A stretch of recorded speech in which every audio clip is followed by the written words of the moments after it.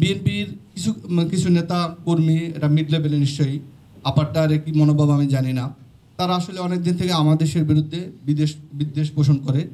সেটার আসলে একটা অশুভ ফল হচ্ছে এই হামলাটা।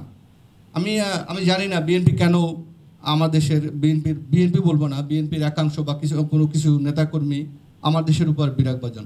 তারা যদি আশা করে যে আমার দেশ একটা দিনকালের মতো ভূমিকা নেবে, অথবা কালের কণ্ঠ, আমি সরি টু সে একজন সাংবাদিক হিসাবে কোনো পত্রিকার নাম নিতে চাচ্ছিলাম না, কিন্তু নিতে বাধ্য হচ্ছি, কালের কণ্ঠে ভূমিকা নেবে বা প্রতিদিনের বাংলাদেশের ভূমিকা নেবে, তাহলে তারা বোকার স্বর্গে বাস করেন। আমার দেশ একটা সৈনিকের ভূমিকা পালন করবে। আমার দেশ হয় শহীদ হবে, না হয় গাজী হবে। এর মাঝামাঝি বা অন্য কোনো পথ আমাদের জন্য নাই। আমরা বাংলাদেশকে বিজয়ের জায়গায় দেখব, আমাদের দেশকে বিজয়ের জায়গায় দেখব, অথবা আমাদের জন্য বিকল্প কোনো পথ বা আমাদের পরিণতি আমাদের জন্য অপেক্ষা করছে। দুটোর জন্যই আমরা প্রস্তুত।